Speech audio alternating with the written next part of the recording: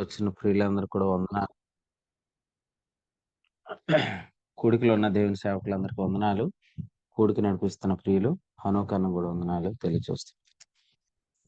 కీర్తనల గ్రంథం 18వ కీర్తనలో నుంచి మొదటి వచనాన్ని చదువుదాం. యెహోవా నా బలమా, నేను నిన్ను ప్రేమించుచున్నాను. మొదటి వచనంలో ప్రభువుని నేను ప్రేమిస్తున్నాను అని కీర్తనకారుడు ఈ కీర్తన ప్రారంభించాడు. మనం ప్రభువుని ప్రేమించటానికి లేదా ప్రభు ఎడల మనకు ప్రేమ కలగటానికి గల ముఖ్య కారణం ఏంటంటే, ఆయన మన బలంగా ఆయన మనకు ప్రత్యక్షం అవటమే.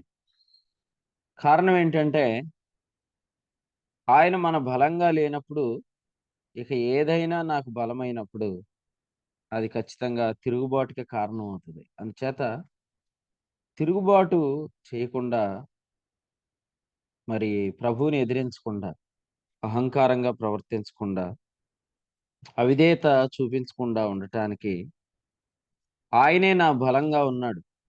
అందుచేత శత్రువులందరి చేతి నుండి నేను రక్షించబడ్డాను అనే అనుభవం అన్నమాట. 3వ వచనం అదే. కీర్తనీయుడైన యెహోవాకు నేను మొర్రపెట్టగా ఆయన నా శత్రువుల చేతిలో నుండి నన్ను రక్షించును. రాత్రి మీరు వాక్యం వినుంటారు కదా. సౌలుకు కీర్తన సంగీతం, సౌలు కుమార్తెకు నాట్యం ఎందుకు నచ్చలేదో ఒక కారణం చెప్పాను. ఎవరికైనా రాత్రి భీమవరం మెసేజ్ విన్నవాళ్ళు ఎవరైనా చెప్తారా? సౌలుకి కీర్తన సంగీతం, సౌలు కుమార్తె అయిన మేకాలకు నాట్యం ఎందుకు నచ్చలేదు? శత్రువుల వారు ఉమ్, శత్రువులు ఆ పాదపీట కింద చేయబడలేదు. రైట్. సౌలు తన శత్రువులను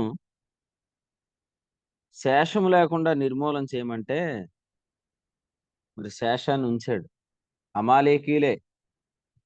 కానీ యేసుక్రీస్తు ప్రభువు లేదా దావీదు, ఎందుకంటే యేసు ప్రభువుని గురించి ఆ కీర్తన రాసిన దావీదే. మెస్సియా కీర్తన అని 110వ కీర్తన మనం చెప్తాం. ఆ మెస్సియానిక్ శామ్ రాసిన దావీదు, శత్రువులందరినీ నీవు పాదపీఠంగా నాకు చేస్తావు, లేదా శత్రువులందరినీ నీకు పాదపీఠంగా చేస్తానని తండ్రి కుమారునితో చెప్పిన మాటను రాశాడు. కడవరి శత్రువు అయిన మరణం కూడా యేసుక్రీస్తు నిరర్ధకం చేసి, అంటే శేషం లేకుండా శత్రువులందరినీ కూడా ఆయన పాదపీఠంగా చేసుకున్నాడు. కొరింథీయులకు రాసిన మొదటి పత్రిక 15:25లో రాయబడినట్లుగా. కాబట్టి దావీదు కుమారుడు ప్రభు అయిన యేసుక్రీస్తు, దావీదు సింహాసనం, దావీదు పరిపాలన మనం ఆలోచిస్తున్నప్పుడు ఇక్కడ కీర్తన ఉంది. అందుకనే ఈ కీర్తనలో చాలా అద్భుతమైన వచనం ఏదంటే 49వ వచనం. అన్యజనులలో నేను నిన్ను ఘనపరిచెదను, నీ నామ కీర్తన గానం చేతును. ఇదే మాట. ఇది ఇది దావీదు పలుకు కాదు, ఇది యేసుక్రీస్తు మాటని హెబ్రీ పత్రిక 2వ అధ్యాయం 12లో మనం చూస్తున్నాం. సమాజము మధ్య నీ కీర్తిని గానం చేతును. అందుచేత ప్రభు అయిన యేసుక్రీస్తు ఎందుకు కీర్తనాకారుడు? ఆయన కీర్తనీయుడే కాదు, కీర్తనాకారుడు కూడా.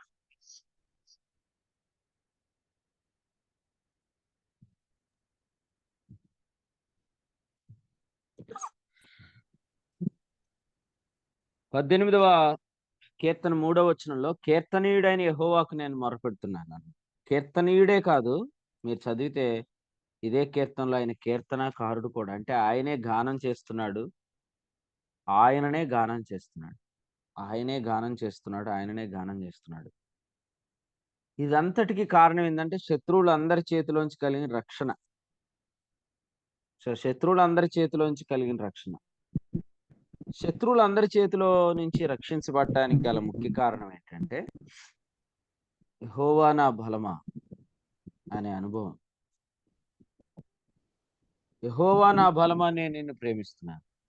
ప్రభువుని ప్రేమించటానికి గల ఏకైక కారణం లేదా ప్రభువుని ప్రేమించటానికి గల ముఖ్య కారణం ఏంటంటే, ఆయనే నా బలంగా ఆయన నాకు ఉన్నాడు. ఏది నా బలమైనా ఒకవేళ నేను పాటలు పాడగలను అనేది నా బలమా? వాయిద్యాలు వాయించగలను అనేది బలమా? శత్రువులను జయించగలను అనేది బలమా? చరిత్ర నా బలమా? లేకపోతే ఏది నా బలమైనా అది దేవునిపై తిరుగుబాటుకు మూలమవుతది. అందుకనే నా స్ట్రెంగ్త్ ప్రభువే అనే రివలేషన్ నాకు కలిగినందున, అది శత్రువులందరి చేతుల నుంచి నాకు రక్షణ కలుగజేసినందున నేను నా ప్రభువుని ప్రేమిస్తున్నాను అనేది ఈ దావీదు గారి యొక్క కీర్తనలో నుంచి మనకు ప్రభు అనుగ్రహించిన ఒక గొప్ప అద్భుతమైన అనుభవం. ఆదికాండం 17 అధ్యాయం మొదటి వచనంలో అబ్రహాముకు సర్వశక్తిగల దేవుడుగా ఆయన ప్రత్యక్షమయ్యాడు. నిర్గమాకాండం 6 అధ్యాయంలో ఇశ్రాయేలీయులకు యెహోవాగా ఆయన ప్రత్యక్షమయ్యాడు. ఇద్దరికీ కూడా శక్తిగానే ప్రత్యక్షమయ్యాడు. ఆదికాండం 17:1లో సర్వశక్తిగల దేవుడని ప్రత్యక్షమైన వాడే నిర్గమాకాండం 6వ అధ్యాయంలో యెహోవా అనగా తన హస్త బలము చేత, తన బాహుబలము చేత ఇశ్రాయేలీయులను విడిపిస్తాను అని ప్రత్యక్షమయ్యాడు. అందుచేత నిర్గమకాండం 6లో ఆయన మాట్లాడుతూ 3వ వచనంలో నేను సర్వశక్తిగల దేవుడని పేరున అబ్రహాము, ఇస్సాకు, యాకోబులకు ప్రత్యక్షమైతిని గాని యెహోవాను నా నామమున నేను వారికి తెలియబడలేదన్నాడు. యెహోవా అంటే అర్థమైందంటే 6వ అధ్యాయం మొదటి వచనాల్లో బలమైన హస్తం. 6వ అధ్యాయం 6లో బలమైన బాహువు. 6వ అధ్యాయము 7వ వచనంలో కొంచెం ముందుకొస్తే బలమైన చెయ్యి అని 8లో రాయబడింది. కాబట్టి ఆయన శక్తి, ఆయన బలం, ఆయన హస్తం, ఆయన శక్తి, ఆయన సామర్థ్యం. కాబట్టి ఏ నిబంధనలైతే ప్రభు తన యొక్క సామర్థ్యాన్ని చూపిస్తున్నాడో, ఆ సామర్థ్యము నాకు ఆయన మీద ప్రేమను కలిగిస్తుంది. ఎందుకంటే ఆయనే నా బలమైనప్పుడు దేనిని బట్టి నేను అతిశయించడానికి కారణం ఉండదు. శత్రువులందరి చేతిలో నుండి నేను రక్షించబడతాను. కాబట్టి యెహోవా నా బలమా నేను నిన్ను ప్రేమిస్తున్నాను. కొరింథీయులకు రాసిన మొదటి పత్రికలో 2వ అధ్యాయం 5వ వచనంలో వ్రాయబడిన మాట ఏందంటే, పరిశుద్ధాత్మయు దేవుని శక్తియు కనపరుచు దృష్టాంతములు అన్నాడు. ఇంకెలా చెప్పాలంటే, పరిశుద్ధాత్ముడు కనపరుస్తున్న దృష్టాంతాలు ఏవైతే ఉన్నాయో అవి అన్ని విషయాలలో నేను దేవుని శక్తిని ఆధారం చేసుకోవడానికి కారణమవుతున్నాయి. 5వ వచనంలో చెప్పినట్లుగా మీ విశ్వాసము దేవుని శక్తిని ఆధారం చేసుకోవాలని. అంటే ఎక్కడైనా కూడా సొంత బలమును నమ్ముకోకుండా ప్రతి విషయంలో శక్తిమంతుడైన దేవుణ్ణి ఆధారం చేసుకోవటానికి పరిశుద్ధాత్ముడు కనపరుస్తున్న దృష్టాంతాలు. పరిశుద్ధాత్ముడు కనపరుస్తున్న దృష్టాంతాలు.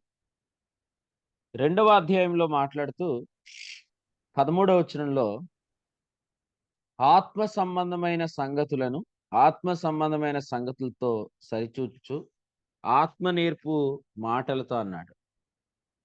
అంటే ఈ 66 గ్రంథాల పరిశుద్ధ గ్రంథంలో ఆత్మ సంబంధమైన సంగతులను పరిశుద్ధాత్ముడు ఆత్మ సంబంధమైన సంగతులతో సరిచూచుచు ఆత్మ నేర్పించు మాటలు అందిస్తున్నప్పుడు అవన్నీ కూడా ఆ దృష్టాంతాలన్నీ కూడా మరి దేవుని శక్తినే ఆధారం చేసుకునేటట్టు ఉండటం నాకెంతో మేలే. కారణం ఏంటంటే ఆయనే నా బలముగా నాకు ఉండటం వల్ల నేనెక్కడ మరి విర్రవీగకుండా ఉండటానికి కారణమైంది.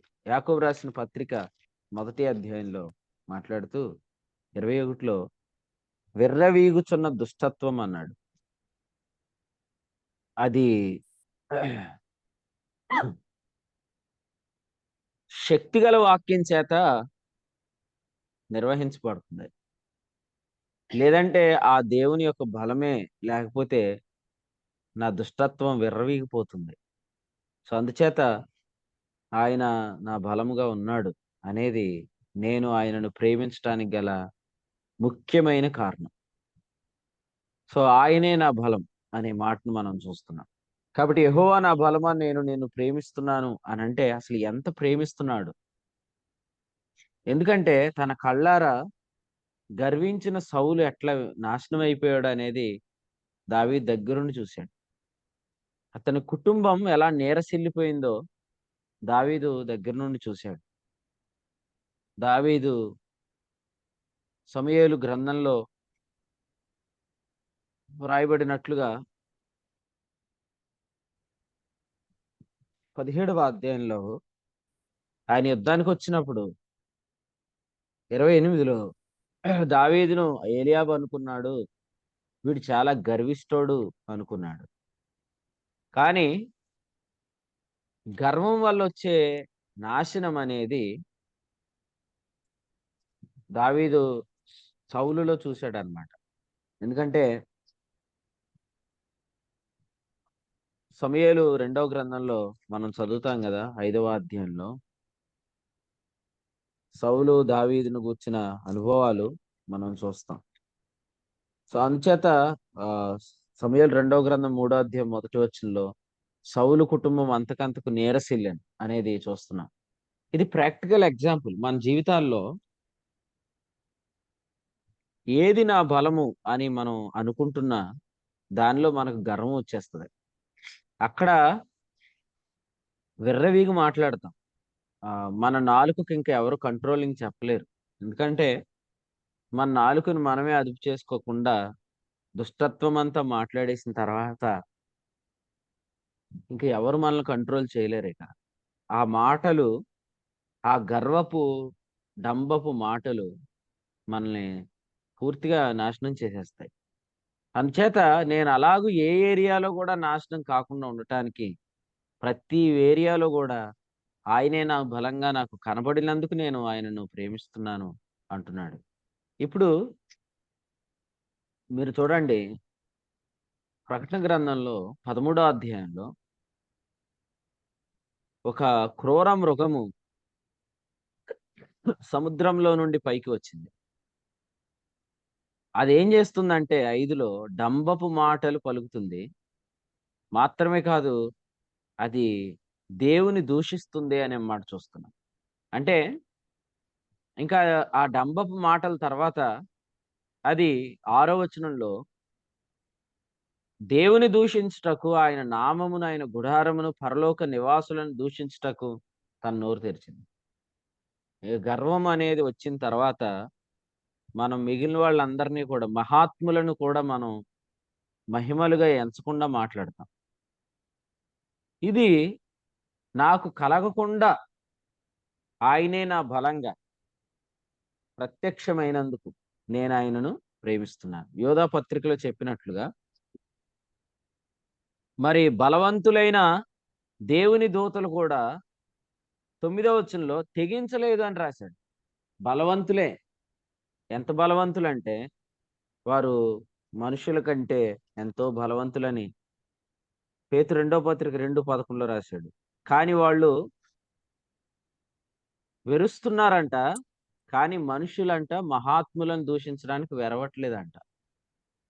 ఆత్మచేత నడిపించబడుతున్న వారిని, ఆత్మ నడిపింపు గల వారిని మాట్లాడేటప్పుడు వారు వెరవకుండా ఉన్నారంట. కానీ బలవంతులైన దూతలు సైతం తెగించట్లేదంట. కాబట్టి ఇలాంటి స్వేచ్ఛ, ఎందుకంటే మీరు అక్కడ పేతురు 2వ పత్రిక 2వ అధ్యాయం మీరు చదివితే 10వ వచనంలో స్వేచ్ఛాపరులు అన్నాడు. స్వేచ్ఛాపరులు అంటే అర్థం ఏందంటే ఇంక వాళ్ళని ఎవరు కూడా నియంత్రించలేరు. వాళ్ళు స్వేచ్ఛ దొరికేసింది. వాళ్ళ నోటికి ఎంత వస్తే అంత విర్రవీగి మాట్లాడేస్తున్నారు. సో అలా నేను మాట్లాడకుండా నాకు నీవే బలంగా ప్రత్యక్షమయ్యావు. అందుకనే నేను నిన్ను ప్రేమిస్తున్నాను. సో ఇదన్నమాట. సో అది మనకు చాలా అవసరం మన జీవితాల్లో. ప్రతి ఏరియాలో ఆయనే మన బలం అవ్వాలి. ఆయన మన బలమైతేనే ఆ ఒక్క కారణం చాలు మనం ఆయనను గానం చేయటానికి. ఎందుకంటే మొట్టమొదటి కీర్తన నిర్గమకాండంలో 15వ అధ్యాయంలో మనం చూసేదేందంటే, రెండవ వచనంలో యెహోవాయే నా బలము, నా గానం. సో నేను ప్రభువుని గానం చేయడానికి గల రీజన్స్ ఎక్కువ నాకు అవసరం లేదు. నాకున్న ఏకైక రీజన్ ఏందంటే ఆయన నా బలం. ఆయన నా బలం అవ్వటం ద్వారా శత్రువులందరి చేతి నుంచి నేను రక్షించబడతా.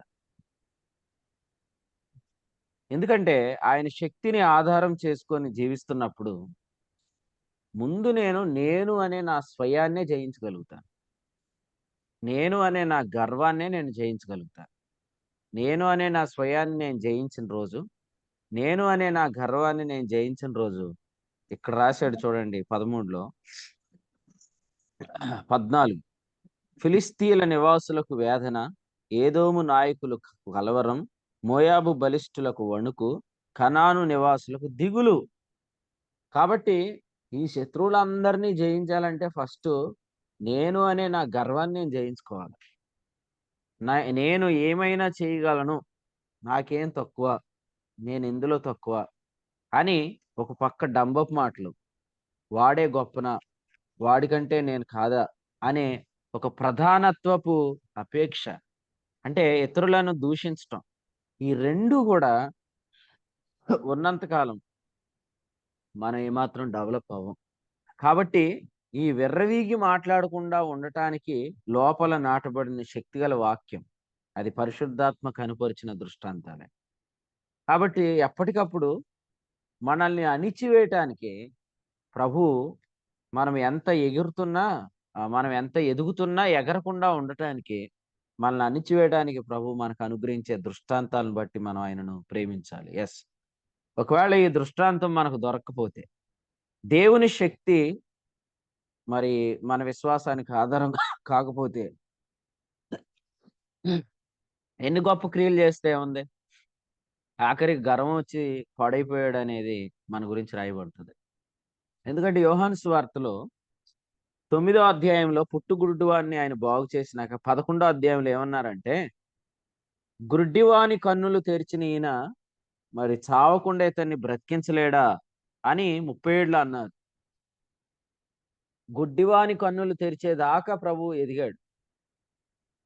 అయితే 4 దినాలు అయిన తర్వాత చనిపోయిన వాడిని కూడా బ్రతకటానికి ప్రభు ఆయన హెచ్చించాడు. ఆ సందర్భంలో ప్రభు మాట్లాడిన మాట ఏంటంటే 42, నీవెల్లప్పుడూ నా మనవి వింటున్నావని నేను ఎరుగుదును అన్నాడు. అంటే అంచెలంచెలుగా ప్రభువుని దేవుడు హెచ్చించిన విధానం. ఎందుకంటే మత్తయిలో ఆయన పూజించబడిన రాజు, మార్కులో ఆయన తృణీకరించబడిన సేవకుడు, లోకాలు ఆయన ప్రకటించబడిన రక్షకుడు, యోహానులో ఆయన మహింపరచబడిన దేవుని కుమారుడు. ప్రతి ఇన్స్టెంట్ లో తండ్రి అయిన దేవుడు కుమారుణ్ణి మహింపరిచాడు. కుమారుడు కూడా పుట్టుగురుడ్డివాడిని స్వస్థపరిచే దాకా హెచ్చించబడి ఆగిపోలే, లాజరును సైతం లేపేదాకా హెచ్చించబడ్డాడు. అందుకనే ఆ లాజరు సందర్భంలో వాళ్ళు అన్నమాట ఏంటంటే, గుడ్డివాని కన్నులు తెరిచిన ఈయన ఇతనిని చావకుండా చేయలేడా అన్నప్పుడు యేసు ప్రభు పలికిన మాట ఏంటంటే, నువ్వెల్లప్పుడూ నా మనవి వినుచున్నావని నేను ఎరుగుదునా. కాబట్టి ఇక్కడ మనం తెలుసుకోవాల్సిన సంగతి ఏంటంటే, ఒక లెవెల్ దాకా హెచ్చించబడి అక్కడి నుంచి పడిపోయేదానికంటే ప్రభు వచ్చేదాకా నేను అనే గర్వం రాకుండా, ఇతరులను హీనంగా మాట్లాడకుండా, నన్ను గొప్పగా చెప్పుకొని ఇతరులను హీనులుగా ఎంచకుండా ఉంటే, ఆ ఒక్క కారణాన్ని బట్టి ప్రభువుని స్తుతించవచ్చు. ఆ ఒక్క కారణాన్ని బట్టి ప్రభువుని గానం చేయొచ్చు. ఎందుకంటే నా శత్రువులందరూ నా చుట్టూ ఉన్నారు, కానీ ఈ నేను అనేవాడు నా లోపల నుంచి వస్తున్నాడు. కాబట్టి ఆ మోయాబీయులు, ఆ కనానీయులు, లేకపోతే ఆ ఏదోమీయులు, వీళ్ళందరికంటే మరి నాతో ఉన్నవాడే భయంకరుడు. అందుకనే ముందు వీడిని నేను జయించగలిగితే వాళ్ళందరూ నా కాళ్ళ క్రిందే ఉంటారు. సో అది మనం మన ప్రభువులో చూస్తాం. ఆయన ఎన్ని అద్భుతమైన అనుభవాలను రుచి చూసినా కూడా మన ప్రభువులో ఎక్కడ ఇంచిత్తైన గర్వం లేదు. ఆయన మాట్లాడుతూ యోహాను సువార్త 7లో ఆయన చెప్పిన మాట ఏందంటే, అసలే స్వకీయ మహిమను వెతికేవాడు సత్యవంతుడే కాదన్నాడు. యోహాను సువార్త 7:18లో తనంతట తానే మరి బోధించువాడు స్వకీయ మహిమను వెదుకుతున్నాడు. వాడిలో దుర్నీతి ఉంది. వాడు సత్యవంతుడు కాదన్నాడు. సో, మనము స్వకీయ మహిమను వెతికేవారమైతే సత్యవంతులం కాదు. మనల్ని ఎవరైనా గొప్ప అని చెప్పాలి. మనల్ని ఎవరైనా యోగ్యుడని చెప్పాలి గానీ, మనంతట మనమే యోగ్యులం అనిపించుకోవడానికి ప్రయత్నం చేయకూడదు. ఎవరైనా మనల్ని మహింపరచాలి గానీ, మన మహిమను మనం వెతుక్కోకూడదు. అది సత్యవంతమైన లక్షణం కాదు. అది సత్యవంతుని లక్షణం కాదు. అతనిలో దుర్నీతి ఉంది అని చెప్తున్నాడు. యేసు ప్రభు యోహాను సువార్త 7వ అధ్యాయంలో ఆయనకి ఆయన సహోదరులే ఇలాగా చెడగొట్టేశారు. ఏమనంటే, ఇంత పెద్ద పండగ జరుగుతుంది గదా! ఈ టైంలో గాని నువ్వు వాళ్ళందరి ముందు సూచక్రియ చేస్తే నిన్నందరూ గుర్తిస్తారు అని ఆయన సహోదరులు ఆయనకి చెప్తే యేసుప్రభు ఏమన్నారంటే, నా సమయం ఇంకా రాలేదన్నారు. అంటే ఆయనకు తెలుసు ఏమనంటే, తగిన సమయమందు దేవుడు హెచ్చిస్తాడనే విశ్రాంతిలో యేసుప్రభు ఉన్నాడు. పేతురు రాసిన మొదటి పత్రికలో 5వ అధ్యాయంలో మాట్లాడినట్లుగా, మనము ఆయన బలిష్టమైన చేతి క్రింద ఉన్నాము అని నమ్మితే 5:6 ఆయన తగిన సమయమందు హెచ్చిస్తాడు. ఆ తగిన సమయం కొరకు కనిపెట్టాలి. ఆ సమయం కొరకు మనం కనిపెట్టకపోతే, మనం స్వకీయ మహిమను వెతుకుతున్న వారమే. అప్పుడు మనలో ఏముంది? దుర్నీతి ఉంది. మనం సత్యవంతులం కాదు. యోహాను సువార్త 7వ అధ్యాయంలో యేసు ప్రభు 9వ వచనంలో గలిలయలో నిలిచిపోయాడు. యెరూషలేముకి వెళ్ళలేదు. కానీ సగము పండుగ అయినప్పుడు ఆయన దేవాలయానికెళ్ళాడు. అంటే ఆయన తన సమయం వచ్చినాకే ఆయన అక్కడ కనపడ్డాడు. తన సమయం వచ్చినాకే అక్కడ ఆయన పనిచేశాడు. మీరే ఆలోచన చేయండి. జగత్తు పునాది వేయబడినది మొదలుకొని యుగముల సమాప్తి దాకా క్రీస్తు లోకానికి ప్రత్యక్షం కాలేదు. ఆయన కాలం సంపూర్ణమైనప్పుడు వచ్చాడు. గల్తీ 4:4. సో, మనం గూడా మన రైట్ టైంలోనే అప్పీర్ అవ్వటానికి చూడాలి. ముందుగానే కనబడాలనేది మంచిది కాదు. అది స్వకీయ మహిమను వెతకటం. మనలో ఉన్న దుర్నీతిని అది బయట పెట్టేస్తది. సో, అందుచేత దేవుడు హెచ్చిస్తాడని దేవుని వైపు చూడాలి తప్ప, మనుషుల వైపు మనం చూడకూడదు. ఎందుకంటే, దేవుడు తగిన సమయంలోనే హెచ్చిస్తాడు.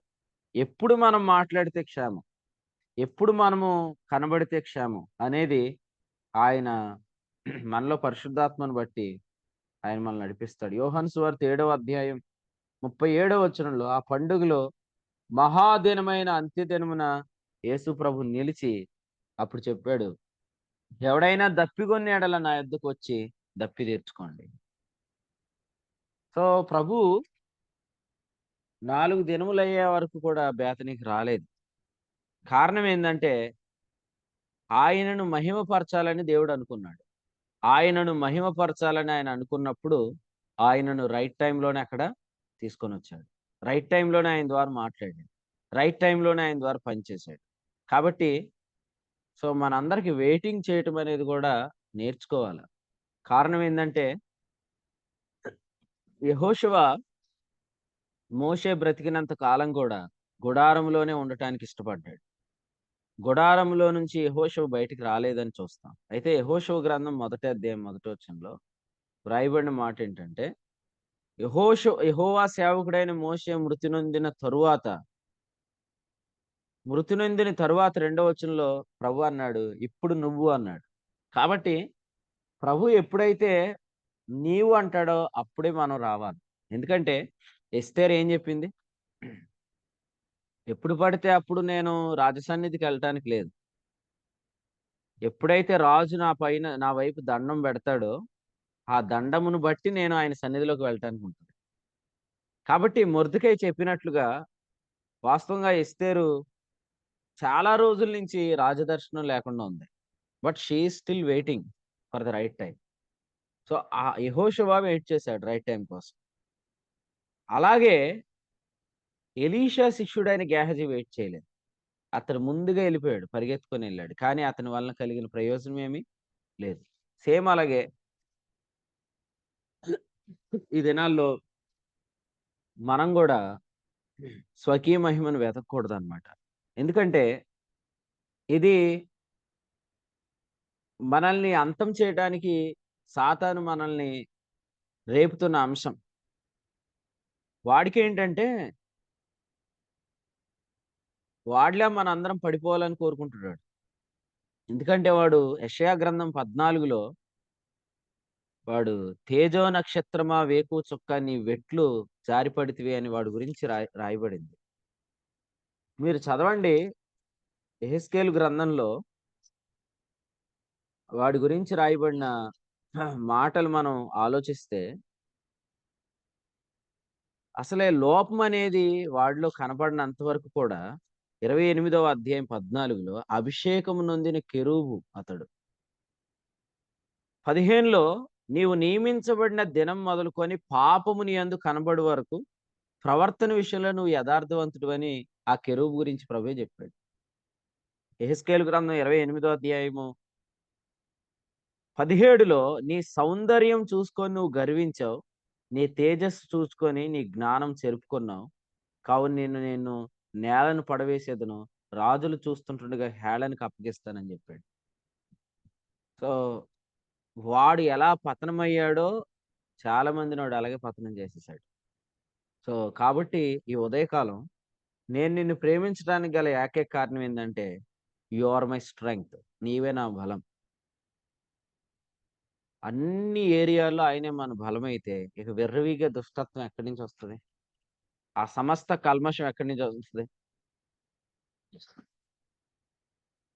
45వ కీర్తనలో మొదటి వచనంలో ఏమన్నాడంటే, నా నాలుక త్వరగా వ్రాయువా అని కలము వలె ఉన్నదే అన్నాడు. కానీ వీడి నాలుక 13వ అధ్యాయంలో ఈ క్రూర మృగం గడి నాలుక ఎలా ఉందంటే, అది డంబపు మాటలు పలుకుతుంది. 16వ అధ్యాయం ప్రకటన గ్రంథం 13లో అవి కప్పల వంటి 3 అపవిత్రాత్మలని చెప్పాడు. అంటే క్రూర మృగము నోట నుండి వచ్చింది కప్ప వంటి అపవిత్రాత్మ అని చెప్పాడు. మనం ఎప్పుడైతే ఆ గర్వంతో మాట్లాడతామో, మనము అపవిత్రాత్మను ఇతరులకు పట్టేటట్టు చేస్తాం. మన గర్వం వాళ్ళకి చెప్తూ, వాళ్ళకి గూడా గర్వం వచ్చేటట్టు చేసేస్తాం. అందుకనే డంబంగా మాట్లాడే వారి మాటలు వినకూడదు. ఇతరులను తృణీకరిస్తూ దూషించే వారి మాటలు గూడా మనం ఎక్కువ వినటం మంచిది కాదు. ఎందుకంటే ఆ స్పిరిట్ మనకు గూడా వస్తది. ఆ గర్వించే ఆత్మ మనకు కూడా వస్తది.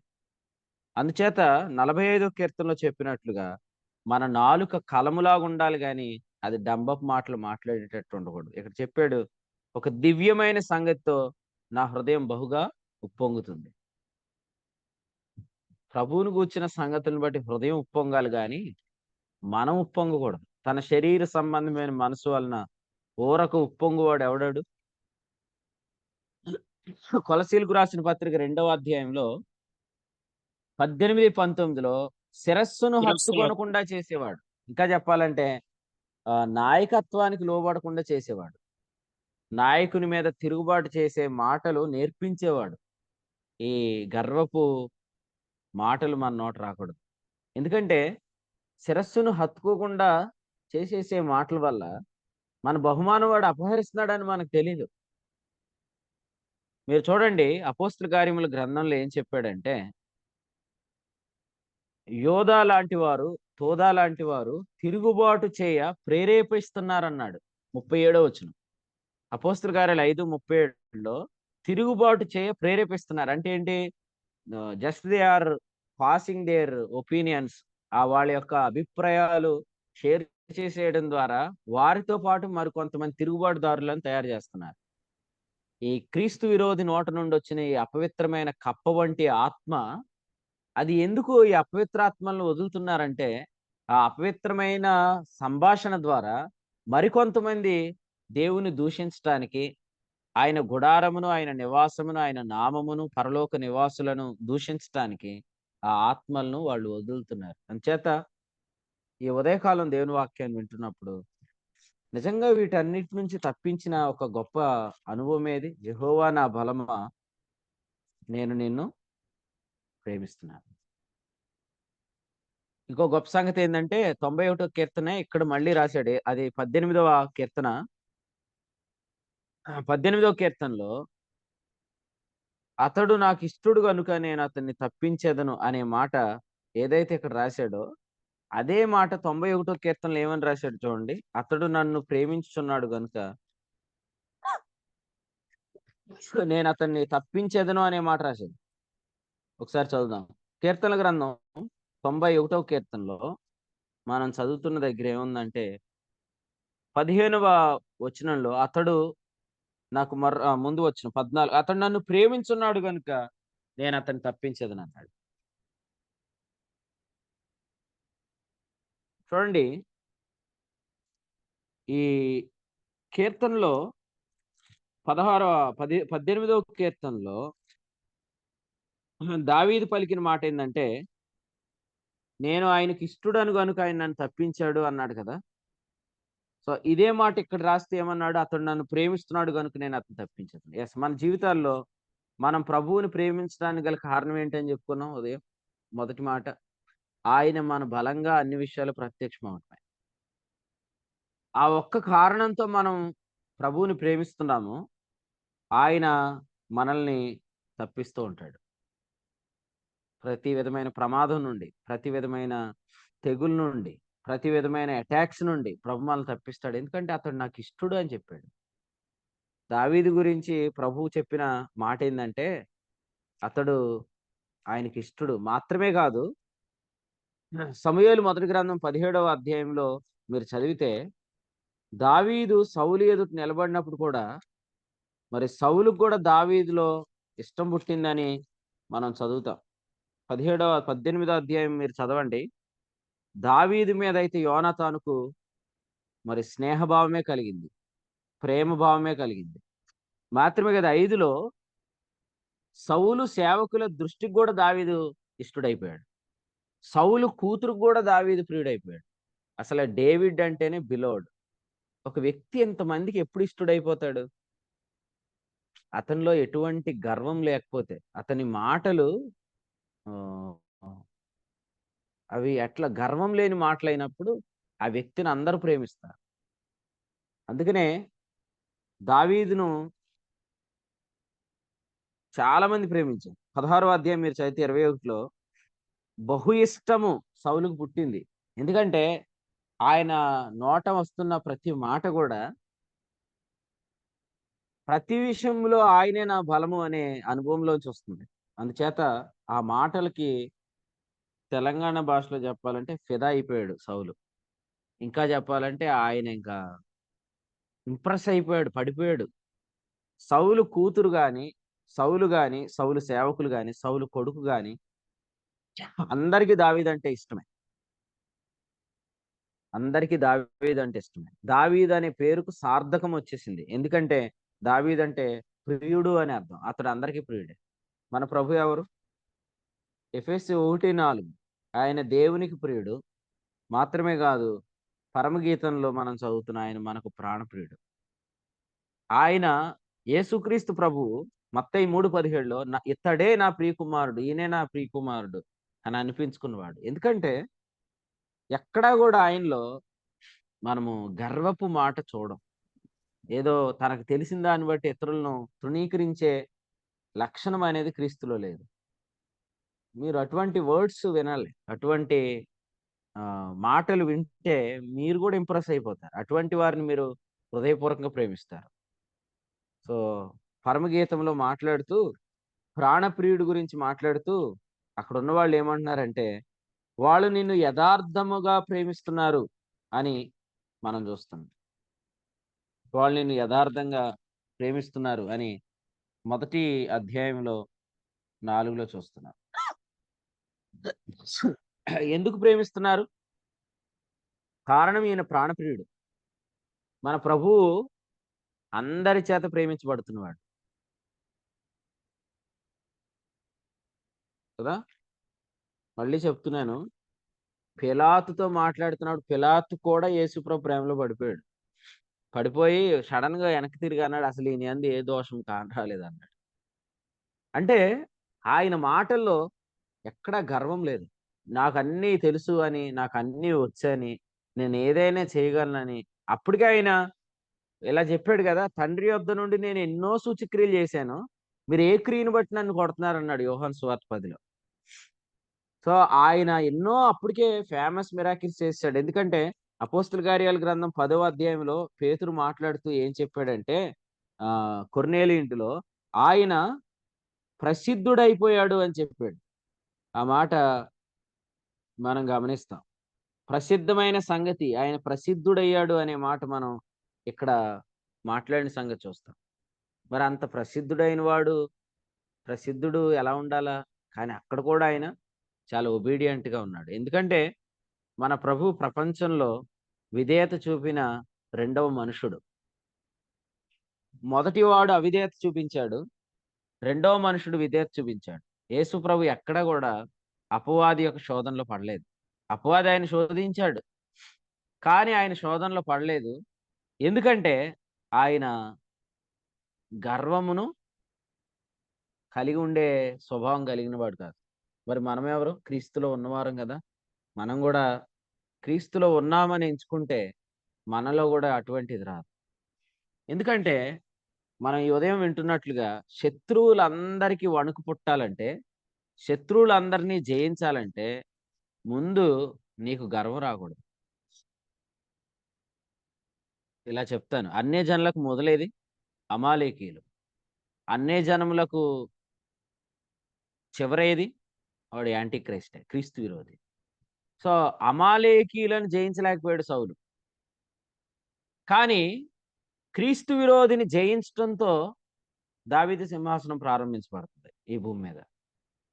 కాబట్టి నేను నేను నేను అను 666ని తన నామంగా ధరించుకున్న యాంటీ క్రైస్ట్ ఎవడైతే ఉన్నాడో, ఆ యాంటీ క్రైస్ట్ ఎవడంటే ఈ దినాల్లో మన జీవితాల్లో స్వయం స్వయం స్వయం అని, నేను నేను నేనని డంబపు మాటలు పలుకుతూ మిగిలిన వారిని తృణీకరిస్తూ, మిగిలిన వారిని హీనపరుస్తూ, మిగిలిన వారు దూషించే ఆ దూషణ మాటలు, డంబపు నోరు కలిగిన ఆ క్రూర మృగమే.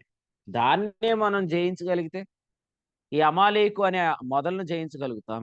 ఈ మధ్యలో ఉన్న శత్రువులందరినీ మనం పాదాలకు పీఠంగా చేసుకుంటాం. అసలు ఈ కీర్తన దావీదు ఎందుకు రాశాడు తెలుసా? శత్రువులందరి చేతిలో నుండి, ముఖ్యంగా సౌలు చేతిలో నుంచి తప్పించిన దినాన్ని రాశాడు ఈ కీర్తన. దావీదు ఏమయ్యాడంట? దావీదు కుటుంబం అంతకంతకు ప్రబలిపోయింది. దావీదు అంతకంతకు ప్రబిలాడు.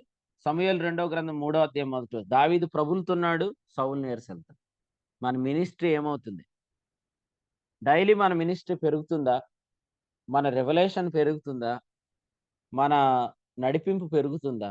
లేదు. నీరసెళ్తున్నామా? మనం తప్పకుండా చూసుకోవాలి. ఎందుకు చూసుకోవాలంటే గల్తీలకు రాసిన పత్రికలో ఏమన్నాడంటే, ఎవడైనా తాను ఒట్టివాడే అయ్యుండి ఎన్నికైన వాడని అనుకుంటే వాడు తన్ను తానే మోసం చేసేసుకుంటున్నాడు అన్నాడు. అవును, గల్తీలకు రాసిన పత్రిక 6వ అధ్యాయం 3లో మరి ప్రతివాడు తాను చేయి పనిని పరీక్షించుకోవాలి. ఎందుకంటే గతంలో మనం విన్నట్లుగా రోమాపత్రిక 12:3లో నిన్ను ఎంచుకోవాలి, ఎంచుకొన తగిన దానికంటే ఎక్కువ ఎంచుకోవద్దు.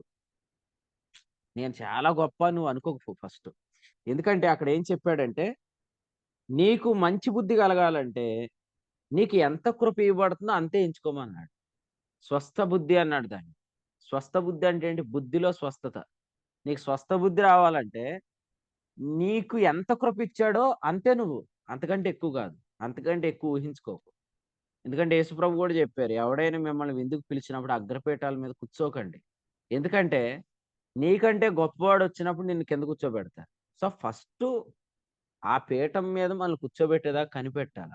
ముందే ఆ పీఠాన్ని మనం కోరుకోకూడదు. ఎందుకంటే 12వ అధ్యాయం రోమాపత్రికలో చెప్పినట్లుగా తగిన రీతిగా మనం మనల్ని ఎంచుకోవాలి. అసలు ఫస్ట్ పాయింట్ ఏంటంటే, అసలు మనం ఈ శరీరంలో ఎందుకున్నాం? ఒక అవయవానికి పరిచర్య చేయడానికి ఉన్నావు. ఒక అవయవానికి పరిచర్య చేయడానికి ఉంటే నిన్ను ఎక్కడుంచితే అక్కడే ఉండు. ఇప్పుడు కాలు దాని పని చేయాలంటే కాలు మన నెత్తి మీద తల మీద ఉంటే ఎట్లా ఉంటది? కన్ను దాని పని చేయాలంటే అది మన కాలు కింద ఉంటే ఎట్లా చేస్తది? అందుకనే ఎఫెసీయులకు రాసిన పత్రికలో ఏమన్నాడంటే 4వ అధ్యాయంలో తన చిత్త ప్రకారం దేవుడే ఇలా అమర్చాడు అని రాశాడు 16వ వచనంలో. ఆయన నుండి సర్వ శరీరము చక్కగా అమర్చబడిందన్నాడు. ఇదే వివరాలు కొరింథీయులకు రాసిన మొదటి పత్రిక 12వ అధ్యాయంలో కూడా ఏం చేశాడు చెప్పాడంటే దేవుడే తన చిత్త ప్రకారము 18వ వచనం శరీరంలో ఉంచాడు. ఇప్పుడు స్టేజ్ మీద ఎవరెవరున్నారు? ముక్కుంది, కళ్ళున్నాయి, చెవులున్నాయి, నోరుంది కదండీ! మరి అన్నిటికంటే ముఖ్యమైన గుండె ఎక్కడుంది? స్టేజ్ మీద లేదు. కాబట్టి స్టేజ్ ఎక్కుదామని గుండె అనుకోకూడదు. నిజంగా నీ ద్వారా మంచి పని జరగాలి అని ప్రభువు అనుకున్నప్పుడు ఆయన నిన్ను ఎక్కడుంచాలో అక్కడే ఉంచాడు. కాబట్టి నువ్వు ఎక్కడున్నావో అక్కడే ఉండాలి తప్ప, ఎక్కడో ఉండాలని ఎప్పుడు ఫీల్ అవుతా ఉండి నువ్వు ఉండవలసిన చోటున ఉండి చేయవలసిన పని చేయట్లే అది. ఎక్కడో నేను ఉండాలి అంటున్నావు గానీ నువ్వు అక్కడే ఉండాలి. నువ్వు అక్కడుంటే నీ ద్వారా జరగాల్సిన పని జరుగుతది. ఎస్తేరు 4:14లో చెప్పినట్లుగా ఈ సమయానికి ప్రభువు నిన్ను అక్కడ ఎందుకు ఉంచాడు? అక్కడ నీ పని ఉంది కాబట్టి ఉంచాడు. కాబట్టి నేను ఎక్కడో ఉండాలని నువ్వు ఎంచుకోవటం ద్వారా ఎప్పుడు నువ్వు ఉన్న చోటన చేయాల్సిన నీ పని నువ్వు మర్చిపోయావు. తిమోతి పత్రికలో మాట్లాడితే ఏమంటాడంటే, అసలు నీకు అప్పగించిన చోట నీ పని నువ్వు గాని కరెక్ట్‌గా చేస్తే 13వ వచనంలో ఆ పనిని బాగుగా నెరవేర్చినందున మంచి పదవి నువ్వు సంపాదించుకుంటావు అన్నాడు. అంటే మంచి పదవి నీకిచ్చేది దేవుడే. సో, మంచి పదవి మీరు సంపాదించుకోవాలంటే మీకిచ్చిన పనిని మీరు న్యాయంగా చేయండి. మీరు మీ పనిని ఎప్పటికప్పుడు పరీక్షించుకోండి. ఎంతవరకు నేను పని చేశాను. గల్తీయులకు రాసిన పత్రికలో చెప్పాడు గదా! ప్రతివాడు తాను చేయు పనిని పరీక్షించుకొనవలెను అని ఎందుకన్నాడంటే, ప్రతివాడు తన బరువు తానే చూచుకొనును గదా! అన్నాడు. 5వ వచనంలో భరించును గదా! అన్నాడు. కాబట్టి మనం ఎప్పుడు గూడా ఇతరుణ్ణి బట్టి అతిశయించొద్దు. ఇతరుణ్ణి బట్టి అతిశయించొద్దు. అతనికంటే నేను తక్కువ అనుకోవద్దు. అది అతిశయమే. అతనికంటే నేను ఎక్కువ అనుకోవద్దు. నీ పనిని బట్టి నువ్వు ఎంచుకో. నా పనిని బట్టి ఇది. ఒకవేళ నిజంగా నువ్వు పని జేస్తున్నావు. నిజంగా నీవు యోగ్యుడవు. నిన్ను హెచ్చించాల్సింది ఎవరు? ఆయన వైపే చూడు. ఎందుకంటే మన పనిని బట్టి మనల్ని హెచ్చిస్తానని మాట ఇచ్చిన వాడు మన ప్రభువే. అందుచేత మనం ఎప్పుడు గూడా మన శత్రువులను త్రొక్కే కాన్సెప్ట్‌లోనే ఉండాలి గానీ, మనల్ని ఎవరో తొక్కేస్తున్నారన్న కాన్సెప్ట్‌లో ఉండొద్దు. మన శత్రువులను మనం తొక్కుతున్నాం. మన శత్రువులు మన కాళ్ళ క్రింద ఉంటున్నారు. ఎందుకంటే ఈ యాంటీ క్రైస్ట్ అనే ఈ స్వయం అనేది మనల్ని ఎప్పటికీ ఇతరులకు వణుకు పుట్టకుండా, ఇతరులకు ఆహ్, మోయాబు నివాసులు వణుకుదురు, కనాను నివాసులందరూ దిగులు నొందుదురు అన్నట్లుగా అది జరగకుండా చేస్తుందన్నమాట. అది మన శత్రువు వణికిపోవాల. మన శత్రువు భయపడాల. మన శత్రువు ఇలాగ దిగులు నొందాలి తప్ప, వాడు మనల్ని చూసి ఒరేయ్! వాడినెవడో పాడు చేయక్కర్లేదు. ఆడిని ఆడే పాడు చేసేసుకుంటాడు. ఆడి గర్వం ఆడినే నాశనం చేత్తది అన్నట్టు మనం చేసుకోకూడదు. ఎందుకంటే ఈ శరీరంలో ఉన్నంత కాలం ఈ శోధన తప్పదు. అయితే మరి రోమాపత్రిక 8లో ఏమన్నాడు? దేవుని ఆత్మ మీలో ఉన్నాడంటే మీరు శరీరమందే లేరు అన్నాడు 9. కాబట్టి మనం దేవుని ఆత్మ చేత నడిపించబడుతున్నప్పుడు శరీరమందే లేము అన్నప్పుడు ఇక మనము ఈ శరీరం నుంచి వచ్చే పనికిమాలిన ప్రేరేపణలకు మనం ఏమాత్రం గూడా వాటికి లెక్క పెట్టమనమాట. శరీరం మనదే గాదు. మనతో ఉండేవాళ్ళది గూడా. ఎందుకంటే యేసుప్రభు సహోదరులే యేసుప్రభుని పాడు చేయడానికి చూసారు. ఏమన్నారు? నీవు బహిరంగంగా అంగీకరించబడాలన్నారు. యేసుప్రభుకి ఎన్ని సంవత్సరాలు టైం ఇచ్చాడు దేవుడు? భూమి మీద ఉండటానికి, పరిచర్య చేయడానికి జస్ట్ 3½ ఇయర్స్. ఈ 3½ ఇయర్స్ టైంలో ఎప్పుడోకప్పుడు దేవుడు నన్ను అందరికి తెలియబట్టేటట్టు చేస్తాడు అనేది యేసుప్రభు నమ్మాడు. అందుకని ఆయన ఎప్పుడు కూడా బహిరంగంగా అంగీకరించబడటానికి ఇష్టపడలేదు. ఆయన తన పని రహస్యంగానే జరిగించినట్లున్నాడు. కానీ ఇప్పుడు యేసుప్రభు తెలియనోళ్ళు ఎవరున్నారు?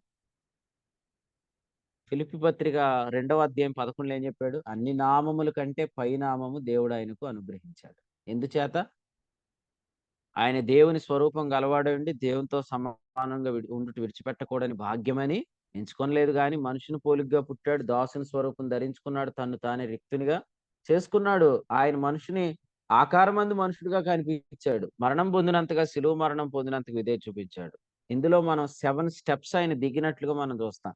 7 మెట్లు మన ప్రభు దిగాడు. అందుచేత పరలోకములో ఉన్నవారిలో గాని, భూమి మీద ఉన్నవారిలో గాని, భూమి క్రింద ఉన్నవారిలో గాని ప్రతివాని నాలుక యేసు ప్రభు అని ఒప్పుకున్నట్లు, ప్రతివాని మోకాలు యేసునామం వంగునట్లు ఆయన అధికంగా హెచ్చించబడ్డాడు. ఎప్పటి వరకు హెచ్చించబడ్డాడు చెప్పండి? హెబ్రీ పత్రికలో ఏం రాశాడు? యుగ యుగములకు యేసుక్రీస్తుకు మహిమ కలుగును గాక అన్నాడు. అన్నాడు లేదా? హెబ్రీ పత్రిక 13:21 చదువుకోండి. యుగ యుగములకు ఆయనకు మహిమ మాత్రమే కాదు, ఇక్కడే చెప్పాడు నిన్న నేడు ఆయన ఏకరీతిగా ఉన్నాడు. అంటే నిన్న ఆయన్ని తగ్గించలేడానికి లేదు, ఈ రోజు ఆయన్ని తగ్గించడానికి లేదు. ఎప్పటికి ఇంక ఎవరు యేసుప్రభుని తగ్గించలేరు. యుగ యుగములకు ఆయన మహిమ కలుగుద్ది. ఎలా సంపాదించాడు ఈ భాగ్యం? శరీరధారి అయి ఉన్న దినాలలో ఆయన విధేయతను నేర్చుకున్నాడంట. మనం కూడా శరీరధారి అయి ఉన్న దినాల్లో ఉన్నాం కాబట్టి మన విధేయతను నేర్చుకుందాం. హెబ్రీ పత్రిక 5:8. అసలు మీరు యేసుప్రభుని నేర్చుకుంటే విధేయతను నేర్చుకున్నట్టే. ఎందుకంటే క్రీస్తే మన విధేయత.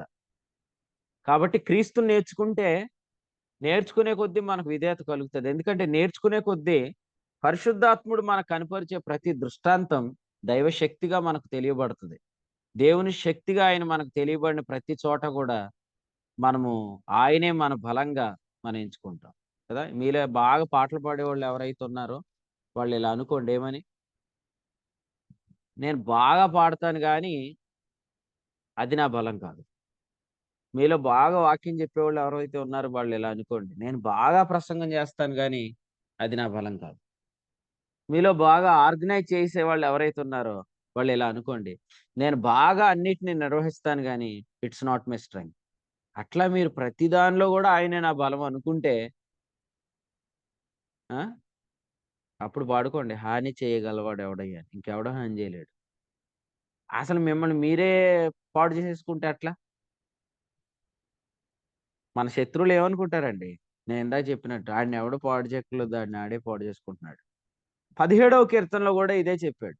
10వ వచనంలో వారు తమ హృదయమును కఠినపరుచుకున్నారు అన్నాడు, వారి నోరు గర్వంగా మాట్లాడుతుంది అన్నాడు. ఇక్కడ ఫుట్ నోట్లు ఏం రాశాడంటే వారు తమ క్రొవ్వుతో హృదయాన్ని మూసుకున్నారంట. నేను ఒక పెళ్లిలో వాక్యం చెప్తున్నప్పుడు ఆ రోజు ప్రభు నేర్పించిన సంగతి ఏంటంటే ఆ ద్రాక్షారసం ఎక్కడి నుండి వచ్చానో పరిచారకులకే తెలిసింది కానీ ప్రధానులకు తెలియలేదు. అంటే విందు ప్రధానికి తెలియలేదు అనేది నేను ఎట్లా నేర్చుకున్నానంటే, ఇంత స్వీటెస్ట్ ఏం చెప్పాలి, అది అతి మాధుర్యమైన రసం ఎక్కడి నుంచి వస్తుందో ఈరోజు ప్రధానులకు తెలియదు, కానీ తమ్మును తాము తగ్గించుకుంటున్న పరిచారకులు తెలుసు. సో మనం కూడా అంతే. ఎప్పుడైతే ఈ వాక్యములో నుంచి ఆ మాధుర్యమైన ఆ ద్రాక్షారసం జీవింపజేసే ఆ వర్తమానం ప్రత్యక్షతలు ఎక్కడి నుంచి వస్తున్నాయో ప్రధానులకు తెలియదు. బిషప్లు, రెవరెండ్లు చాలా మంది ఉన్నారు. కానీ అందులో విధేయులు కూడా ఉన్నారు, లేరని నేను చెప్పట్లేదు కానీ.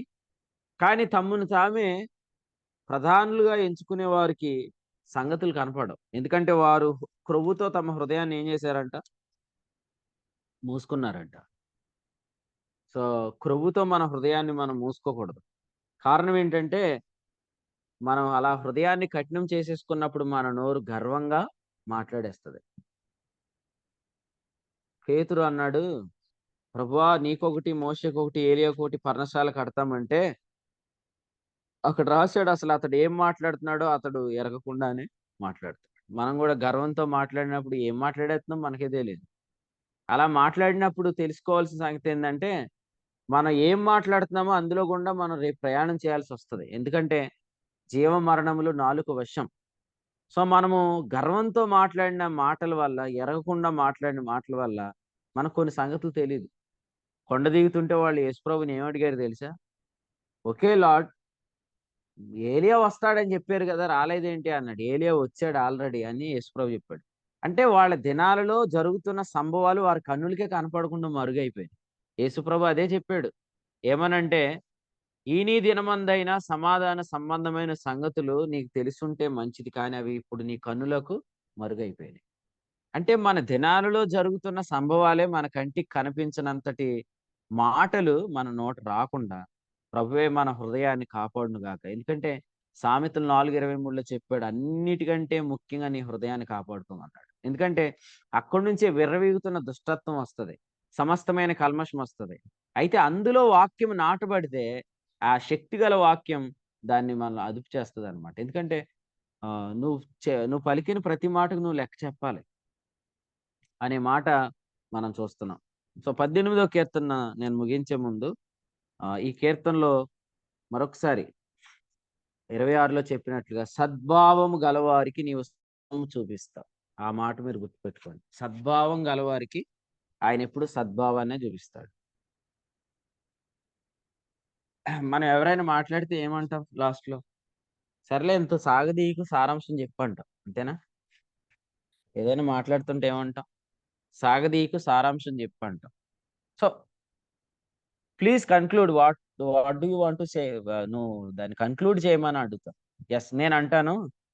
నువ్వు ఎన్ని మాట్లాడుతున్నా అసలు నీ భావం ఏంటో చెప్పు బయటికి. అది సద్భావమేనా? అది సద్భావం అయితే నీకు సద్భావమే చూపిస్తాడు.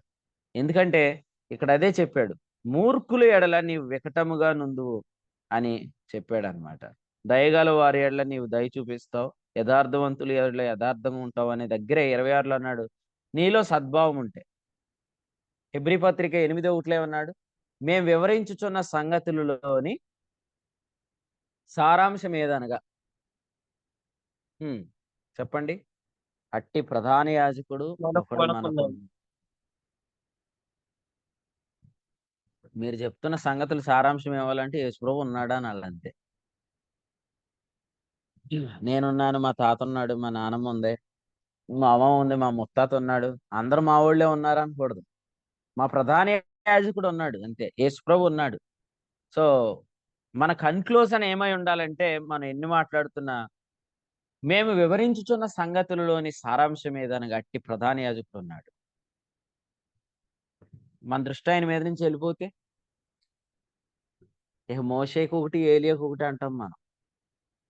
తండ్రి అయిన దేవునికి యేసుప్రభు తప్ప ఎవరు కనపడట్లేదు. అందుకనే మనకు కూడా యేసుప్రభు తప్ప ఎవరు కనపడకూడదు. అదే ట్రాన్స్ఫర్మేషన్. లూకాసు వార్త 9వ అధ్యాయంలో వారు కొండ మీద నుంచి దిగి వస్తున్నప్పుడు ఏం రాయబడింది 36లో? యేసు తప్ప మరి ఎవ్వరు వారికి కనపడలే. నిజంగా తండ్రి అయిన దేవుడు కూడా యేసు ప్రభుని మాత్రమే చూస్తున్నాడు. మీరే చెప్పండి, ఈ రోజు తండ్రి అయిన దేవుడు పేతురులాగా మోషేను ఏలియాను కూడా చూస్తే మన పక్షంగా ఏమవుతాం మనం? సోమవారం మోషేను చూస్తాను అన్నాడు అనుకోండి మన పక్షంగా, మంగళవారం ఏలియా, బుధవారం అబ్రాము, శుక్రవారం ఇస్సాకు, గురువారం యాకోబు చూస్తే మనం ఏమనుకుంటాం? బాబు మోషేని చూస్తే కృప రాదు మనకి. ఎందుకంటే మోషే మన కొరకు చనిపోయి తిరిగి లేవలేదు. మనం నీతిమంతులమని చెప్తాడా మోషే? అసలు దేవుడే యేసుప్రభుని చూస్తే నువ్వెందుకు యేసుప్రభుని చూడట్లేదు? ఈరోజు మనం ఎలాగూ వాక్యం వింటున్నాం, మంచి మంచి వర్తమానాలు పొందుకుంటున్నాం, మంచి మంచి హెచ్చరికలు పొందుకుంటున్నాం. ఉదయకాలమే కొంతమందికి ఏమో ఆదరణ, కొంతమందికి ఏమో హెచ్చరిక, కొంతమందికి ఏమో క్షేమాభివృద్ధి కదా. కొంతమందికి ఉప్మా అండి, కొంతమందికి దోశలు, కొంతమందికి పూరీలు. ఒక్కొక్కరికి ఒక్కో రకమైన టిఫిన్. అందరికి ఒకటే టిఫిన్ కాదు.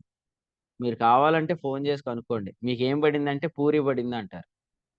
కొంతమంది ఏం పడిందంటే ఉప్మా వేసారంటారు. నచ్చలే.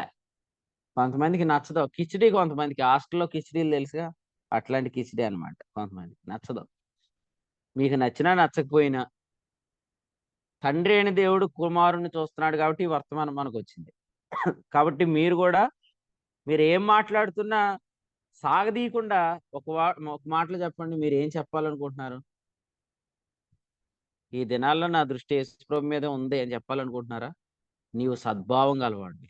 నీకు సద్భావమే చూపిస్తాడు. లేదు నువ్వు సాగదీసి నీ దృష్టి ఎక్కడికో వెళ్ళిపోయింది, అట్టి ప్రధాన యాజకుడు ఒకడు మనకున్నాడు అనే దానిలో నువ్వు లేనప్పుడు నీకు సద్భావం కనపరచబడదు. కాబట్టి మనందరికీ సద్భావమే కలుగును గాక. మనం అందరం సద్భావమే చూపించుదుము గాక. సద్భావంతో సాగిపోదాం. ఏదో ఒక చోటకెళ్తాం, మళ్ళీ ఇంకో చోటకి తిప్పుతాం, ఇంకో చోటకి తిరుగుతాం. మొత్తం తిరిగి సంగతుల సారం చెప్పంటే, నువ్వే కన్క్లూడ్ చేసుకో అన్నట్టు ఉండకూడదు. ప్రసంగం అంతా చెప్పేసి 66 గ్రంథాలు చెప్పేసి అక్కడికి ఇక్కడికి మొత్తం తిప్పేసి ఫైనల్‌గా మీకు అర్థమైంది గదా! మీరే కన్క్లూజన్ తెచ్చుకోండి అంటే ఎట్లా ఉంటది? గారడీ సీమోన్ అన్నట్టు నా కోసం మీరే ప్రార్థన చేయండి అన్నట్టు ఉంటది. కదా! మరణం తర్వాత మిస్టరీ అని టీవీలో కార్యక్రమం వస్తుందండి. హ్మ్. ఒక ముస్లింని, ఒక హిందువుని, ఒక క్రిస్టియన్‌ని అందరిని కూర్చోబెట్టారు. వాడితో పాటు ఈ సైన్స్‌ని నమ్మేవాడిని కూర్చోబెట్టాడు. సా కూర్చోబెట్టి మొత్తం గంట ప్రోగ్రామ్‌లో మరణం తర్వాత ఎవడు మిస్టరీ చెప్పడు. ఆడు మనల్ని నిజంగా ఆ డిబేట్ చూస్తే ఆడు మనల్ని ఎప్పుడు ఉంటది ఆ డిబేట్. ఎందుకంటే ఆడు హ్మ్, ఆడు మాట్లాడే మాటలు, వాడు వేసే ప్రశ్నలు వాళ్ళని రెచ్చగొట్టేత్తా ఉంటాడనమాట. సో, వీళ్ళందరూ రెచ్చిపోయి మాట్లాడుతుంటుంటే ఆ ప్రోగ్రామ్ చూసి మనం చచ్చిపోతామనమాట. అందుకని మరణం తర్వాత మీకు మిస్టరీ ఏమి దొరకదు. ఫైనల్‌గా ఆడేమని కన్క్లూజన్ ఇస్తాడు? సో, చూసారు కదా వీక్షకులారా! సో, మీరే కన్క్లూజన్ తెచ్చుకోండి. ఈళ్ళు అరిసారు. మీరేమనుకుంటారో తెచ్చుకోండి అంటాడాడు. అలాగూ మనం గూడా ఈరోజు ఏది కన్క్లూడ్ చేయలేకపోతున్నాం. ఒక భావానికి తేలేకపోతున్నాం. ఎందుకంటే, మన లోపల ఎన్నో గందరగోళాలున్నాయి. సో, కన్క్లూజన్‌కి రాలేకపోతున్నాం. మీరెప్పుడు కన్‌ఫ్యూజన్‌గా ఉండకూడదు. కన్‌క్లూజన్‌గా ఉండాలి. మీ క్యారెక్టర్ గుర్తొస్తుందంటే, ఈ బ్రదర్ వాక్యం చెప్తే ఒక కన్క్లూజన్‌కి తెస్తాడు. మన సోదరుడున్నాడు చూసారా? అయ్య బాబోయ్! అక్కడ తిప్పుతాడు, ఇక్కడ తిప్పుతాడు, ఇక్కడ తిప్పుతాడు, అక్కడ తిప్పుతాడు. అన్నీ తిప్పి మొత్తం నన్ను కన్‌ఫ్యూజ్ చేసి పడేత్తాడు అన్నట్టు. కొందరేమో కన్‌ఫ్యూజన్‌లో, కొందరేమో కన్‌క్లూజన్‌లో. సో, మీరు కన్‌ఫ్యూజనా? కన్‌క్లూజనా? అది మీరు ఆలోచన చేయండి. మీ ఇష్టమొచ్చిందంతా తిప్పేసి బైబిల్ ప్రజల ముందు మీరే కన్క్లూడ్ చేసుకోండంటే ఇంక ఆళ్ళకి ఫ్యూజులు ఎగిరిపోతాయి. రేపు నుంచి రారు మీ వాక్యం వింటే విసుగొచ్చేస్తుంది అంటున్నాడంట. అట్లాంటి విసుగులు రాకూడదు. విసుగు పుట్టించకండి. కన్క్లూజన్ తీసుకురండి. సద్భావం తీసుకురండి. ఎప్పుడు మనలో సద్భావం ఉండదంటే, మనం చాలా డిస్టర్బ్ అయిపోయినప్పుడు ఒక భావానికి మనం రాం. కానీ ప్రభు ప్రతి డిస్టర్బెన్స్ నుంచి మిమ్మల్ని రక్షించును గాక. ప్రతి విధమైన కలవరం నుంచి మీరు బయటకొచ్చుదురు గాక. ఎప్పుడు గూడా మీరు ఒక భావంగానే కనిపించాలి. హ్మ్. సో, ప్రభు మిమ్మల్ని అందరిని అలా దీవించును గాక. ప్రభు ఈ ఉదయకాలం ఈ తలంపులు మనందరి వినికిడిలో ఫలింపు చేయను గాక. ఆమేన్. ఆమేన్. ఒక చిన్న ప్రకటన. చెప్పండి పాస్టర్ ఈరోజు గారు. 1 తేదీ గదా! ఆహ్, వి ఈ సోమవారం అంటే మరి డేట్ అది ఎంతొచ్చిందో జగన్నాథపురంలో మరి మే నెల కాన్ఫరెన్స్ సందర్భంగా ఆహ్, ప్రార్థనా కూడిక వన్ డే ప్రేయర్ మీటింగ్ ఏర్పాటు చేసుకుందాం. అదే రోజు ప్రతి చోట ఉన్న వారందరూ కూడా సంఘంగా కూడుకొని ప్రార్థన చేద్దాం. ఆదిలాబాద్‌లో గాని, హైదరాబాద్‌లో గాని, తెలంగాణలో మన ఆంధ్రాలో ఎక్కడున్న వాళ్ళు రాగలిగితే అందరం జగన్నాథపురం మందిరంలో అందరం కలిసి వన్ డే రోజంతా మనం ప్రార్థన చేద్దాం ఆ రోజు. ఈవినింగ్ వరకు. ఈవినింగ్ ఎలాగో సువార్త కూడిక ఇక్కడ జరుగుతది. ఆ రోజు వీలైతే నిడదవోలు మీటింగ్ క్యాన్సెల్ చేసి, ఆ డే అంతా కూడా మనం జగన్నాథపురంలో ప్రార్థనలో గడుపుదాం. ఎందుకంటే, మన ముందు చాలా విస్తారమైన పనుంది. ముఖ్యంగా మనం సిటీలో ఫస్ట్ టైమ్ కాన్ఫరెన్స్ పెడుతున్నాం. తెలంగాణ రాజధానిలో ప్రభు మనకు అవకాశం ఇచ్చాడు కాబట్టి, ఇదంతా కూడా ఆత్మ ద్వారానే జరుగునట్లు ప్రతి విషయంలో వాతావరణమేమి, సేవకులేమి నడిపింపేమి, వర్తమానాలేమి అన్ని విషయాల్లో ఈ ఉదయం మనకొచ్చిన వాక్యాన్ని బట్టి ప్రతి విషయంలో యేసు ప్రభువే మన బలంగా ప్రత్యక్షమగునట్లుగా మనమందరం ఆ దినం ప్రార్థన చేద్దాం. కాబట్టి ఈ సోమవారం మాక్సిమం దగ్గరగా ఉన్నవారు జగన్నాథపురం మందిరంలో ప్రార్థనా కూడికకు హాజరవ్వండి. మనమందరం కలిసి ప్రార్థన చేద్దాం. సో, దూర ప్రాంతం నుంచి రాలేని వాళ్ళు మాత్రం మీరున్న చోటన మీరు గూడా సంఘంగా కూడుకోండి. ఒకే టైంలో మనమందరం కలిసి మరి ఏకీభవించి ప్రార్థన చేద్దాం. తద్వారా మనము ప్రభు ఇచ్చే తలంపులతో మీటింగ్ కొరకు సిద్ధపడదాం. ప్రభు అలాగ సహాయం చేయను గాక. ఆమేన్. 8వ తేదీ వచ్చిందండి సోమవారం. నెక్స్ట్ వీక్ 8వ తేదీ. ఈ విషయాన్ని గమనించండి. సేవకులు ప్రకటించినట్లుగా 8వ తేదీ సోమవారం ఉదయం నుంచి మరి ప్రార్థనా కూడిక ఉంటుంది. మే నెలలో జరిగే సమ్మర్ కాన్ఫరెన్స్ వరకు దానికి ముందుగా అన్న ప్రతి కాన్ఫరెన్స్ 5వ తేదీ అండి. 5 అండి. హ్మ్. అంతే అండి. అంతేగా? 5వ తేదీ 5వ తేదీ వస్తుంది. రైట్. 5/5/2025. 5/5/2020 గమనించి మరి ఆ ప్రార్థన కూడికలో అందరూ పాలు పొందాలని తెలియజేస్తున్నాం. అలాగే దూర ప్రాంతంలో ఉన్నవారు మీ మీ పరిచర్యల్లో ఆ దినమంతా కూడుకొని ప్రార్థన చేయాలని తెలియజేస్తున్నాం. ఈ దినం 18వ అధ్యాయం నుంచి మనకి ప్రభు అందించిన సంగతులను బట్టి ప్రభుకు స్తోత్రాలు తెలియజేస్తున్నాం. దావీదు గారు యెహోవా నా బలమా నేను నిన్ను ప్రేమిస్తున్నాను అని ఆయన మాట్లాడినట్టుగా ఈ యొక్క వచనాన్ని జ్ఞాపకం చేస్తూ దావీదు గారు ప్రతి విషయంలో కూడా ఆయన ప్రభువునే మరి బలంగా చేసుకున్నప్పుడు ఆయన శత్రువుల్ని పాదపీఠంగా చేసి అన్ని చోట్ల కూడా ఆయన విజయం సాధించి అన్ని విషయాల్లో కూడా ఆయన వర్ధిల్లినట్టుగా జ్ఞాపకం చేస్తూ మనం కూడా ప్రతి విషయంలో కూడా కేవలం ప్రభువుని మాత్రమే మనం బలంగా చేసుకోవాలి. ఎప్పుడైతే నేను అనే మరి వ్యక్తి బయటకు వస్తాడో మనలో ఉన్నటువంటి విర్రవీగుతున్నటువంటి దుష్టత్వం, సమస్త విధమైనటువంటి కల్మషం, గర్వం మనల్ని ఏ విధంగా మరి పతనంలోకి పడదోస్తుందో ప్రభు యొక్క అధ్యాయం నుంచి ప్రభు మాట్లాడారు. కాబట్టి ప్రతి విషయంలో కూడా ప్రభువుని మాత్రమే మనం బలంగా ఆధారం చేసుకొని ఆయన బలాన్ని ఆధారం చేసుకొని ముందుకు కొనసాగితే కలిగే విజయాన్ని గురించి ప్రభు యొక్క అధ్యాయానికి మనతో మాట్లాడిన సంగతిని బట్టి ప్రభుకి స్తోత్రాలు తెలియజేస్తూ శ్రేష్టమైన వర్తమానం అందించిన సేవకులకు కూడిక పక్షం వందనాలు తెలియజేస్తున్నాం. ఈరోజు సాయంత్రం రాజమండ్రిలో జరిగే కూడిక కొరకు అలాగే 19 నుంచి 23 వరకు మరి జరగబోయే సమ్మర్ కాన్ఫరెన్స్ కొరకు ప్రార్థన చేయండి. ఇప్పటి వరకు నిలిచి వాక్యం ఉన్న ప్రియులందరూ కూడా కూడిక పక్షం వందనాలు తెలియజేస్తున్నాను. ఎవరైనా ఈ యొక్క వర్తమానం ద్వారా ప్రేరేపించబడి ప్రార్థన చేయాలని ఆసక్తి కలిగిన వారు ప్రార్థన చేసినట్లయితే కూడిక ముగింపు చేసుకుందాం.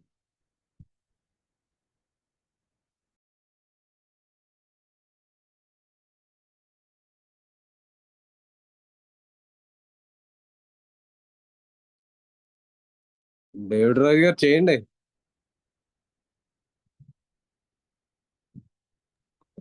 ప్రార్థన చేసుకుందండి. పరిశుద్ధులైన డాడీ, ఇదిగో తండ్రి నాయన, ఇంతవరకు నాయన ఈ దాసుల్లో ఉండి శ్రేష్టమైన సంగతులు మాకు తెలియచేశారు ప్రభా. నాయన నీకు స్తోత్రం ప్రభా. నాయన యెహోవా నా బలమా నేను నిన్ను ప్రేమిస్తున్నా అన్నారు ప్రభా. తండ్రి మా శత్రువులు మాకు పాదపీఠంగా చేస్తా అన్నారు ప్రభా. నీకు స్తోత్రం ప్రభా. నువ్వు ఎంతగానో ప్రభా నాయన ఇంతవరకు ప్రభా నాయన మమ్మల్ని ప్రేమించి శ్రేష్టమైన మాటలు మాకు అందించారు ప్రభా. నీకు స్తోత్రం ప్రభా.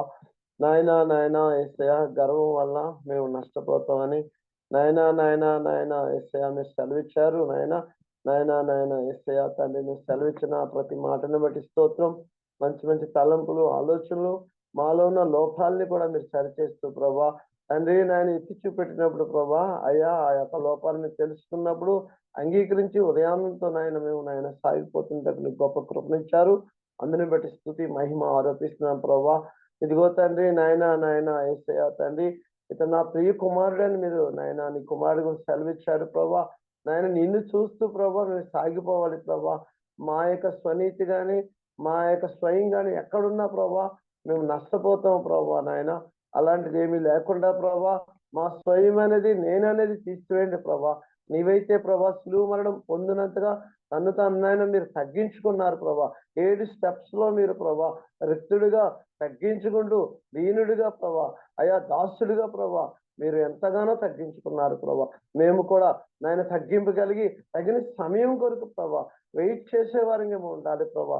యెహోషువ నాయన గుడారంలో 40 సంవత్సరాలు ఉన్నాడు ప్రభా. తను ఎంతగానో నాయన తను తగ్గించుకొని ఆయన నీకు లోబడ్డాడు నాయన.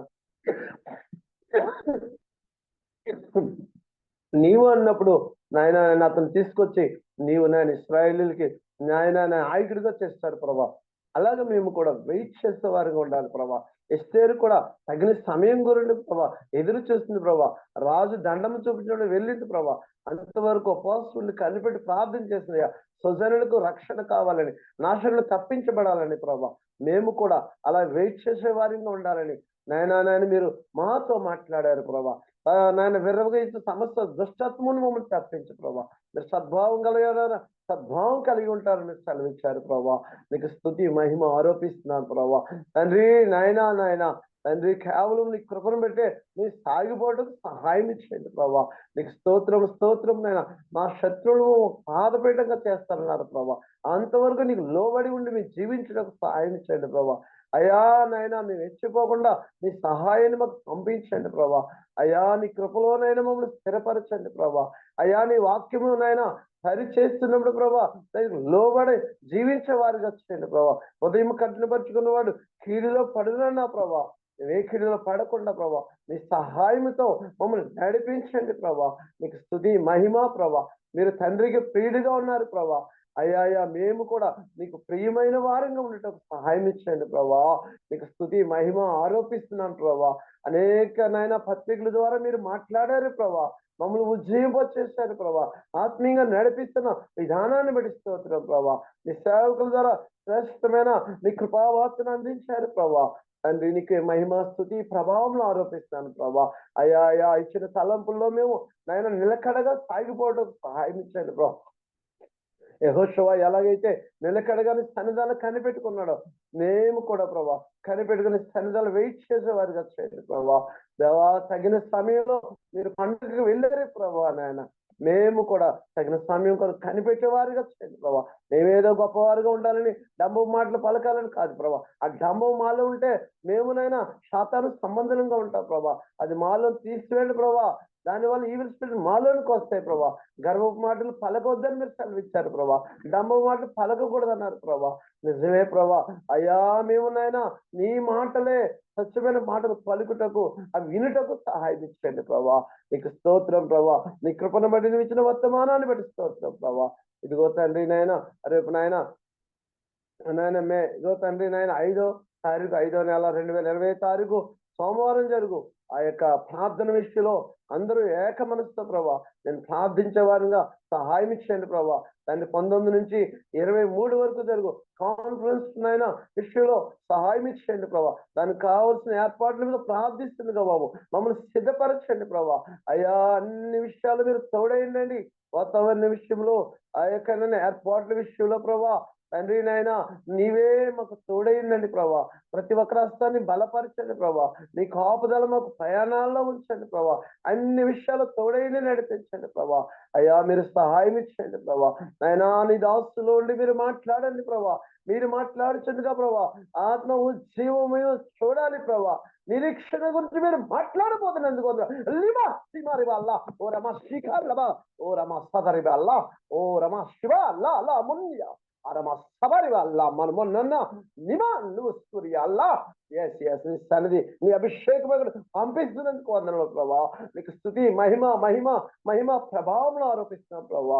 అయా నీ జీవంతో నింపుతుండగా అయా మేము నాయన ఆశతో ఎదురు చూసినకు అది పొందుకున్నకు సహాయం ఇచ్చండి ప్రభా. ఉద్యమాలు రావాలని మా దేశంలో మా రాష్ట్రంలో రావాలని ప్రభా నీ దాస్తుని నిలబెడుతుండగా ప్రభా ప్రతి ఒక్కరు దాన్ని సద్వినియోగం చేసుకోండి ప్రభా. అయా పొందుకున్నటకు సహాయం ఇచ్చేయండి ప్రభా. అయా ఆత్మను మమ్మల్ని ఉజ్జీవింపచేయాలని ప్రభా.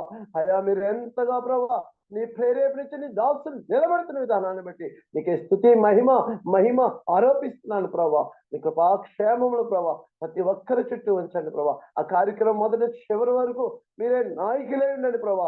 ఏర్పాటులో అదోనైనా సందీపన్న సతీష్ అన్న వీళ్ళందరూ ప్రయత్నాల్లో మీరు ఉండండి ప్రభా. దైవికమైన తలంపుల వరకు ఇచ్చి నడిపించండి ప్రభా. సమస్త మహిమ మీరే పొందండి ప్రభా. ఆ కొడుకుని నామలో ఘనంగా జరిగించండి ప్రభా. మీరే నాయకులను నడిపించండి ప్రభా. నీ కృపాక్షేమం తోడే ఉంచమని సమస్త మహిమ మీరే ఘనత పొందమని ఈ కొద్ది ప్రార్థన పాలు చేర్చుకోమని నా యేసయ్య నామములో అడిగి వేడుకుంటాం తండ్రి. ఆమేన్ ఆమేన్ ఆమేన్. ముగింపు ప్రార్థన చేసిన దేవుని సేవకులు డేవిడ్ రాజు గారికి కూడికలో ఉన్న ప్రియులందరికీ వందనాలండి. ఒకరికొకరు వందనాలు తెలియజేసుకుని కూడికి ముగింపు. అందరికీ వందనాలండి. వాక్యం వందనాలండి. అందరికీ వందనాలు. అందరికీ వందనాలండి. అందరికీ వందనాలండి. అందరికీ వందనాలండి. అందరికీ వందనాలండి. అందరికీ వందనాలండి. అందరికీ వందనాలండి.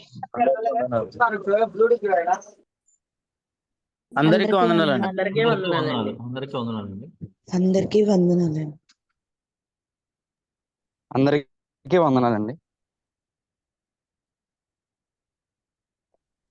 అందరికీ వందనాలు. అందరికీ వందనాలండి.